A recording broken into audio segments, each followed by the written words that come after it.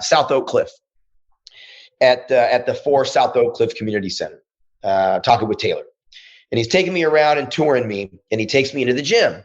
And so he says to me, you know what, we're looking for a projector, Chief. And I'm always trying to be that bridge that kind of connects, right? Because I want to be able to be like a credible voice that can go to somewhere to ask something for a group that I know is going to make them better. He says to me, he goes, Chief, we're looking for a projector. So I go, kind of ignorant. Why do you need a projector in here?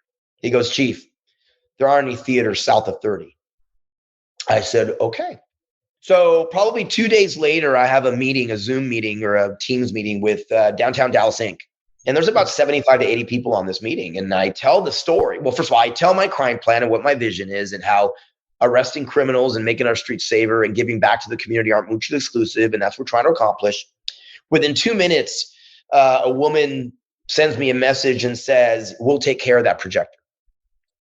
Well, I just had lunch with her and her mother last week, where she didn't realize at the time of saying yes that the projector was $19,000.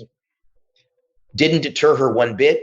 Didn't send me a message back saying she couldn't do it. She figured it out. Her and her mom. And today, 4 South Oak Cliff has an industrial projector in that gym. People ask me, Chief, why are you getting involved in trying to do that and this and that and the other? And I'm like, listen, let me tell you something right now. I can't tell you the amount of lives that projector is going to save.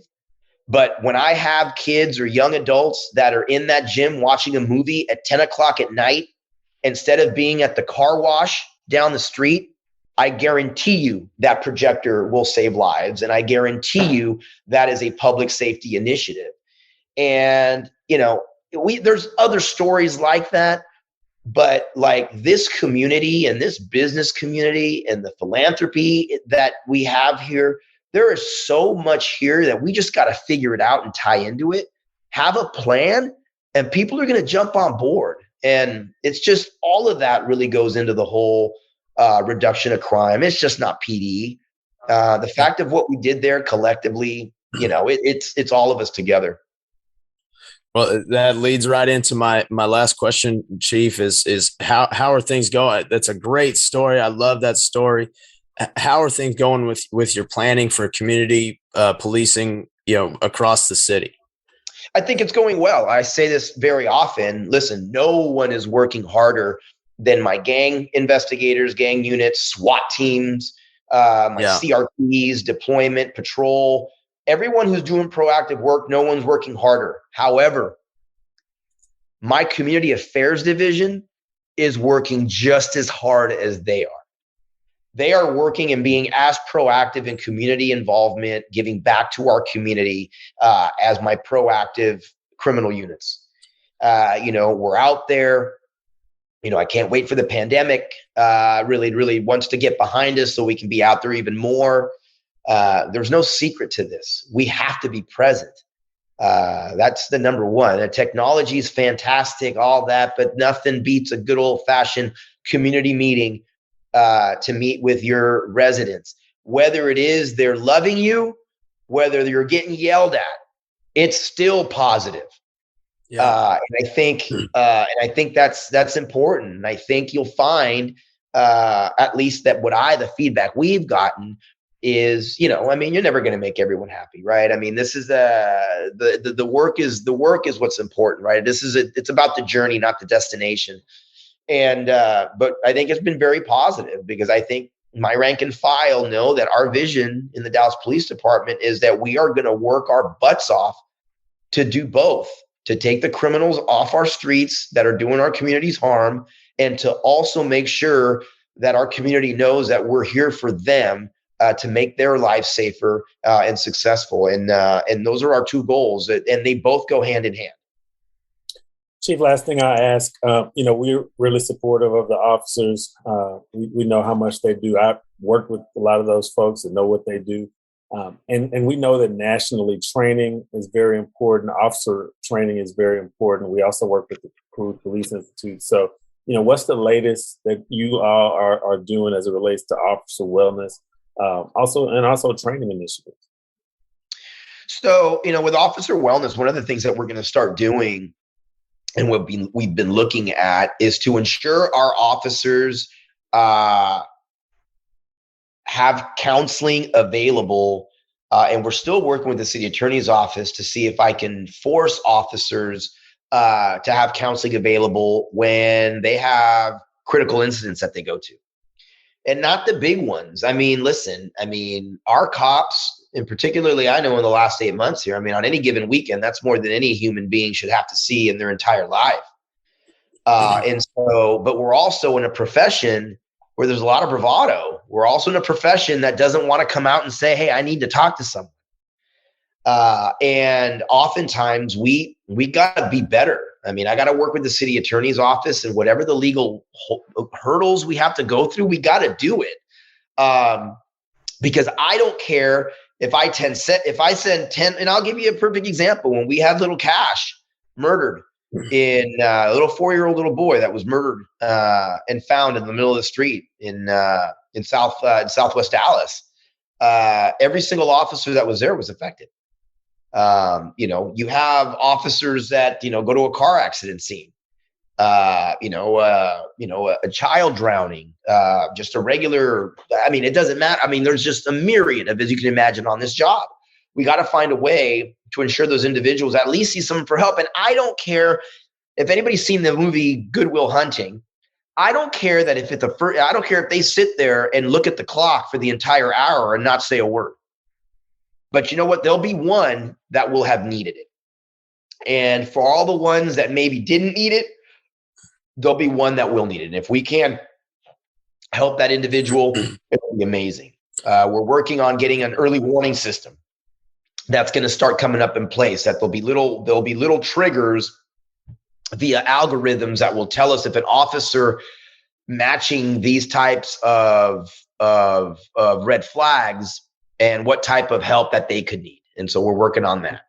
And you know what? One of the other training things that we're doing and we're starting to do, and we need to get better at it, is we're teaching our officers the history of American law enforcement. We're teaching our officers the negative history of American law enforcement and why it is where that certain communities lack trust in us. There is a reason for that. There's a reason everywhere where that exists in this country. But we all know, particularly if we do our history, that I love. I'm a big history guy. One of the things I wanted to do before I became the chief the second time around is be a high school history teacher and a football coach. And so I love history. And I tell you what, anybody that spends a week here in the state of Texas and in the city of Dallas can get absolutely soak up the rich history. A lot of great history and a lot of negative history that we need to learn from.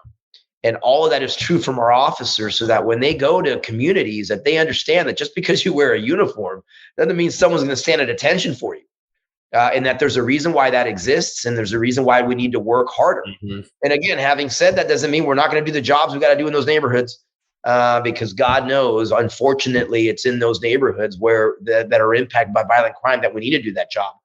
But we need to know the reasons why that distrust exists. And it didn't just materialize. It isn't just someone hates someone with authority and hates the fact they're wearing a uniform. That's not why. Particularly here, as in most places, there's some deep entrenched reason why that exists. And we got to work hard. That's all it is. And I think there's power, in education and teaching our recruits that rich history and why that exists is very important. So those are some things that we're working on. Chief, this has been awesome having you. If our audience wants to find you, follow you on social media, where can they find you? So I am at, I should probably memorize this because I tweet so much, but I'm at DPD Chief Garcia. Well, I'm already following you, Chief. Great follow, and it's really good to connect with you and the officers on Twitter. And thanks for everything you do. And we look forward to chatting with you again soon. All right. Awesome. Thank you. Talk soon.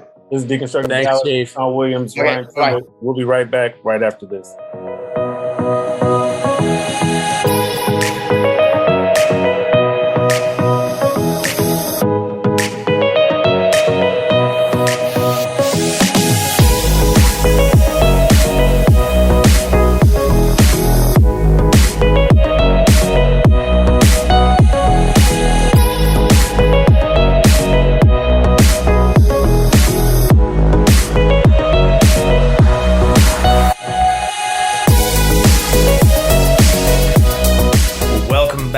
Deconstructing Dallas. Ryan Trimble, Shawn Williams.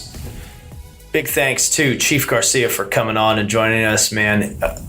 He has me pumped up for the future of our city, Shawn.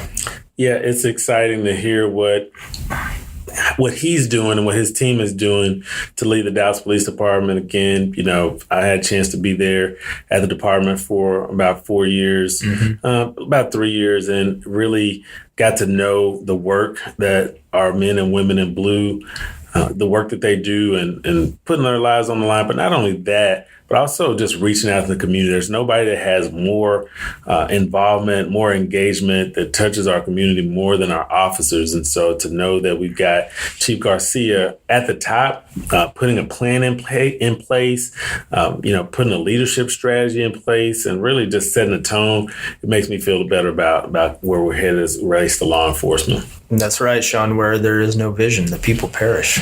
I read that somewhere. Yes, I've heard it somewhere. I don't know where. Read that somewhere. We need to do some research on that. Probably do some research online. But in the first segment, before we go, we did get to talk about the Aggies, and I appreciate you for indulging me on that. However, I do have to make sure to recognize the home team because the SMU Mustangs ponied up against Navy. And their streak continues, but it is a win streak. That's right, 6-0. Yet again, here we are, Sonny Dykes. He has the Midas touch, perhaps, when it comes to coaching at SMU. The Mustangs are ranked 23rd in the nation. Tanner Mordecai still leading the nation in touchdown passes, Shawn, 26 on the season. So I don't know if he'll quite get to Joe Burrow's 60, but we'll see. Is this an off week? They are off this week. They have the Mighty Green Wave coming in next Thursday for an ESPN Thursday night game. The Green Wave had a good game against somebody. Was it Oklahoma? Yeah, yes. They had a really strong. Gave Oklahoma. Just like we were talking about, though, right? It's one of those games where, if you're going to beat a team like Oklahoma, you got to just do it. You can't let them hang around. Can't let them hang around. So watch out for the Green Wave. Oh, I do not take anything for granted, Shawn, as you know. I'm there every week. I'm focused. We're trying to just go 1-0 every week, Shawn. Well, I know that there are some of our listeners, and we've gotten feedback that they don't always love the college football talk, but I mean, this week between Alabama win, A&M win against Alabama, and a 6-0 Mustang start, we actually should give a little shout out to UTSA. Roadrunners. The mighty Roadrunners. The Roadrunners, undefeated. Our friend Ken Robinson, his son Ken Robinson is a cornerback on that team. So a little love to UTSA. I believe it's #meep, Shawn, for those Roadrunner fans out there. And I think they do the birds up or something. Everybody's got a sign in Texas. Everybody's got a hand sign. So, and with that, we are going to get on out of here. So thanks to our guest, Dallas Police Chief Eddie Garcia, for joining us today. As always, we want to thank Allyn Media, our entire team, and especially our owners. We want to thank Mary Woodley. We want to thank Jennifer Pascal. Thank you, our listeners, for checking us out. Things are looking up for Deconstructing Dallas, and it is because we know that you are listening and you are sharing this podcast with people you know, people you love. So continue to do so. Please share this podcast on your social media platforms. Be sure to tag us. Tag Ryan Trimble at rtrimble15. RTRMBLE 15. Tag me at Shawn P. Williams, SHAWNP Williams, and let us know what you think. Leave us a review on your favorite podcast platform. Give us 5 stars. We'll take it. However you want to do that, get it done. So until we meet again, this is Shawn Williams, Ryan Trimble, Deconstructing Dallas. Adios.